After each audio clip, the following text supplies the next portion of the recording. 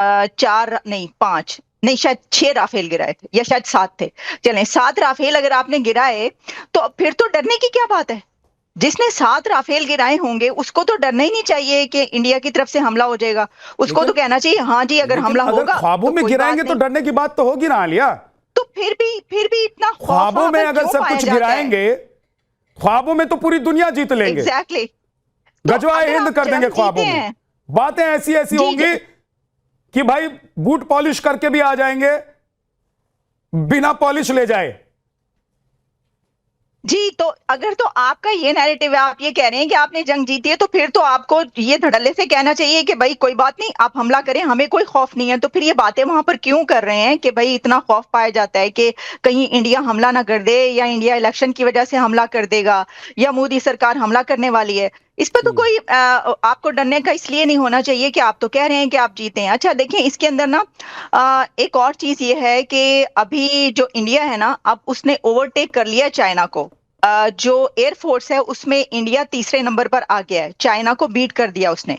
दुनिया की जो तीसरी बड़ी एयरफोर्स बन गई है, जो कि जो ये न्यूज तो इंडिया वीक है वालों को भी उसमें नहीं ये पता था रिपोर्ट जी। शाया हुई है।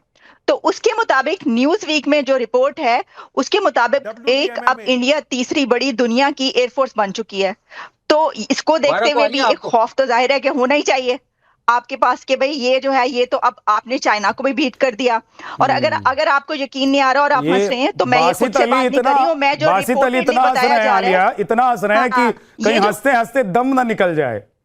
नहीं, उसकी वजह ये है कि हम ये कहते हैं कि नंबर वन, तो नंबर वन जब आप अपने आप को कहते हैं तो आपको हंसी तो आएगी, लेकिन ये मेरी रिपोर्ट नहीं है, ये न्यूज वीक में रिपोर्ट पब्लिश हुई है और आप इसको जाके जो है वो उसमें देख सकते हैं जहां जहां पर भी पब्लिश हुई है। इतने बड़े पत्रकार आप कहां से ले आते हो? आप जवाब सुन ले 2 मिनट चीज का इंडिया को भी नहीं पता, इनको पता है। आप लोगों को कुछ नहीं पता सर, पढ़ना पड़ता है। नहीं आपको पता है, इन दोनों को पता पढ़ रही हैं। ये जो आरएसएस की 2 तर्जुमान आपने मंगाई है ना, फिर सीमा लांघने की कोशिश कर रहे हैं। आरएसएस के 2 मुकीम साहब सीमा लांघने की कोशिश मत कीजिए, सीमा देर हो जाएंगे। सीमा लांघने की कोशिश मत कीजिए, वहीं रहिए साहब। वो आप लोगों के लिए अलग से जहन्नुम बसाया गया है। मैं तो आज मैं आपको बताऊं लाइन लग जाएगी। आलिया अच्छा बताइए, आलिया आपको मौका मिलेगा तो आप पाकिस्तान में रहना चाहेंगी, पाकिस्तानी पासपोर्ट पर घूमना चाहेंगी कि हिंदुस्तानी पासपोर्ट पर घूमना चाहेंगी? उसने नाक रगड़ के देखिए अभी जो रिपोर्ट आई है ना पाकिस्तानी पासपोर्ट का जो हाल है उसको आप देख लें। मुकीम अहमद सीमा लांघने की कोशिश कर रहे हैं, हालांकि देखिए पत्रकार है मुकीम साहब, इसलिए उनको सम्मान देना मेरा थोड़ा फर्ज बनता है। लेकिन जैसे ही वो पाला बदल रहे हैं, पाकिस्तान आर्मी यानी कि मुनीर और शहबाज के खेमे में जा रहे हैं, तो मुझे उनको रोकना पड़ रहा है। लेकिन एक चीज बताइए, ये आलिया शाह है क्या? एक सेकंड मुकीम साहब रुकिए, डोंट गेट पैनिक। नहीं मैं आलिया जी अगर आपको मौका मिले आप पाकिस्तान के पासपोर्ट पर दुनिया घूमना चाहेंगे कि हिंदुस्तान के पासपोर्ट पर दुनिया घूमना चाहेंगी? अगर आज ही आपको मौका मिल जाए तो क्या आप हिंदुस्तान नहीं आना चाहेंगे या पाकिस्तान में ही रहना चाहेंगे? देखिए जो पासपोर्ट की बात हो रही है ना, उसमें तो आप देखें जो पासपोर्ट की रैंकिंग अभी आई है उसमें पाकिस्तान का पासपोर्ट मजीद भी नीचे चला गया। दुनिया के जो 4 सबसे नीचे वाले पासपोर्ट्स है ना, उसकी रैंकिंग में अब पाकिस्तान आता है। और उसमें कौन कौन से हैं? सीरिया और फिर यमन, वो वाले सारे जहां पे जंगें लगी हुई हैं। खैर पाकिस्तान में भी जाहिर है कि जंग ही लगी हुई है, पहले इंडिया से जंग हुई और अब अफगानिस्तान के साथ जंग हुई है। लेकिन आप देखें किन कंट्रीज के साथ वो पासपोर्ट रैंकिंग में आ रहा है। पहले ऐसा नहीं हुआ करता था।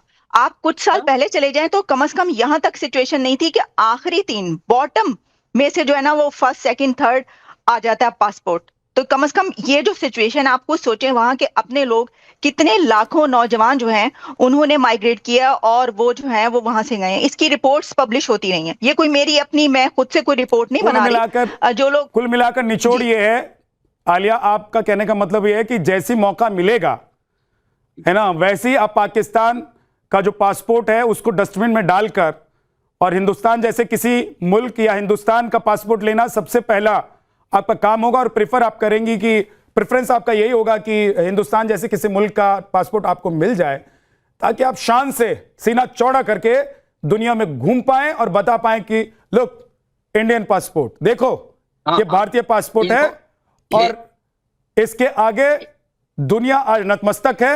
दुनिया आज हिंदुस्तान से दोस्ती करना चाहती है। दुनिया आज चाहती है कि पीएम मोदी और हिंदुस्तान से बनाकर रखें ताकि सब कुछ ठीक चलता रहे।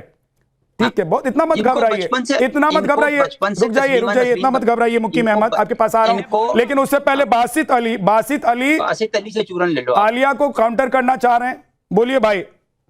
नहीं, मैं तो बॉर्डर के उधर ही काउंटर एनकाउंटर कीजिए, बोलिए। देखिए, जिसकी जो तारीफ करनी चाहिए वो बनती है। मैंने आपकी तारीफ नहीं की, आज करता हूं। देखें, आपने आरजू को मुझे नहीं चाहिए भाई, को मुझे भाई बासित अली मुझे नहीं चाहिए। पाकिस्तान से मुझे कुछ भी नहीं चाहिए। पाकिस्तान से अगर हमको कुछ चाहिए तो आलिया शाह और आरजू काजमी जैसे जो ढंग के वहां पर लोग हैं, बंद करें आप, या ऐसे लोग जो पाकिस्तान में रहकर भी आप लोगों को बता पा रहे हैं कि भाई देखो अजगर्त में क्यों चलेगा, ऐसे लोग अगर हिंदुस्तान आना चाहें तो ऐसे लोगों का स्वागत है। ऐसे लोगों के यहां रहने, यहां खाने पीने और यहां रोजगार की पूरी व्यवस्था है। यहां हमारा दिल बहुत बड़ा है, लेकिन हमारा सीना 56 इंच का है। अब बोलने दो बोल लूं अब मैं, यार बहुत बोलते हो।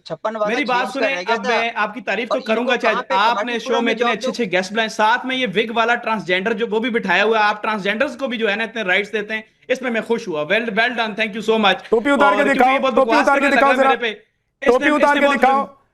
बासित मैं ये देखो, ये इनकी असलियत, ये टोपी पहनकर जब बैठते हैं, ये टोपी पहनकर जब बैठते हैं तो इनका दिमाग काम करना बंद कर देता है। उतार लो बासित, उतार लो टोपी, उतार लो ये टोपी, उतार लो भाई, ये टोपी उतारो तभी ढंग से बोल पाओगे, और ढंग से बोल पाओगे तभी मैं बोलने दूंगा।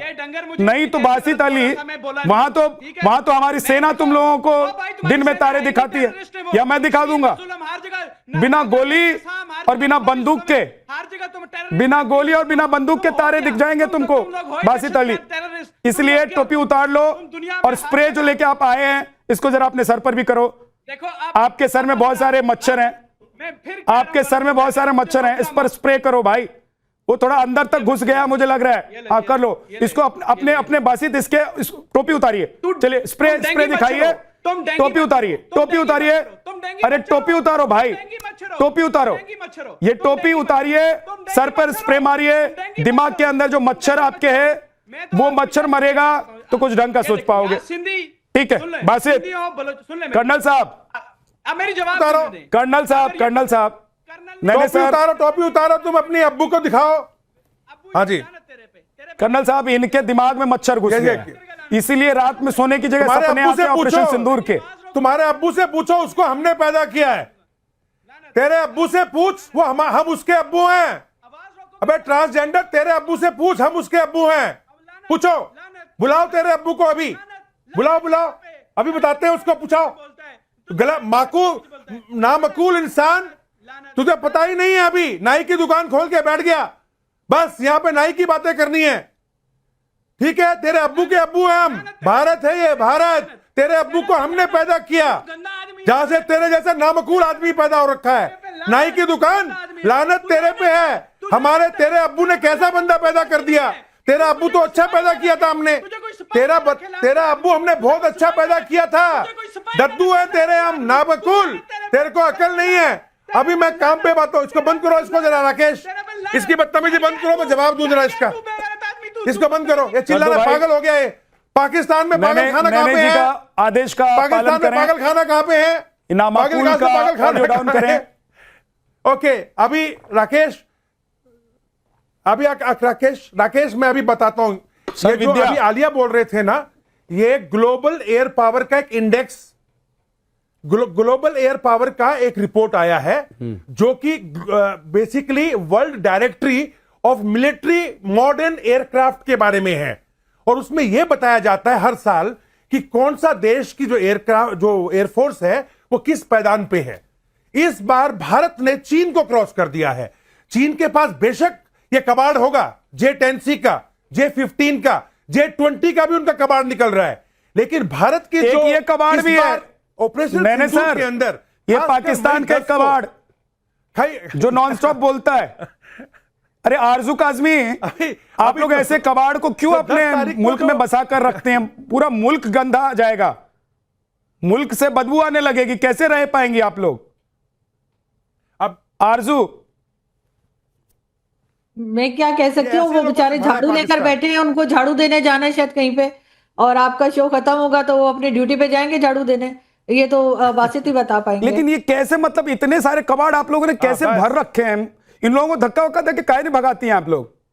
कहाँ भगाए, कौन यही लेगा? तो रह गया है पाकिस्तान में अभी। वो कोई नहीं है लेगा दुनिया में कौन? लेने वाला क्या? नहीं, मुझे नहीं लगता। लो अब भाई, तो पकड़ पकड़ के निकाला जा रहा है दूसरी कंट्री से पाकिस्तानियों को, वापस कौन लेगा? आपको पता ही है कि अब तो लोगों को क्या मुश्किल होती है बाहर निकलने आवाज में। ऑन करो, आवाज अली ऑन आपको करो, भी ऐसा ही लग रहा है कि बासित अली जैसे कबाड़ को कोई दुनिया में लेने वाला नहीं अरे है? कबाड़ तू है, तू एक देखिए हर दूसरा बंदा जिहादी है वहां पर, जिहादी माइंडसेट का, तो वो तो ये तो कोई ये नहीं, बासित कोई ऐसी जिहादी बात है है। नहीं है, तुम क्या जंग लड़ोगे? कोई अनोखी बात नहीं है ये हमारे लिए। मतलब हम ये तो एक नॉर्मल बात है वहां पर इस तरह की बातें करना, और ये इस तरह के बड़े बड़े जो है ना दावे करना और ये सब करना और ऐसी लैंग्वेज यूज करना, तो वो हर दूसरा बंदा जिहादी है, आपको पता ही है। 2% जिहादी तुझे तो कुछ 2% की तू औरत है, तुझे कौन लिफ्ट कराता है? तू अब ये देख लें, अब देखें ना आप ये, अब मैंने आपको बोला कि मतलब आप तमीज से बात करने वालों को जो है वो आप बुलाया करें, भाई थोड़ा सा जरा बासित, जो है थोड़ा क्यों सा। ऐसा पैनिक बटन दब गया? मार दूंगा। पी लिए क्या? लाना तुम। अरे मच्छर मारने की दवाई पी लिए क्या?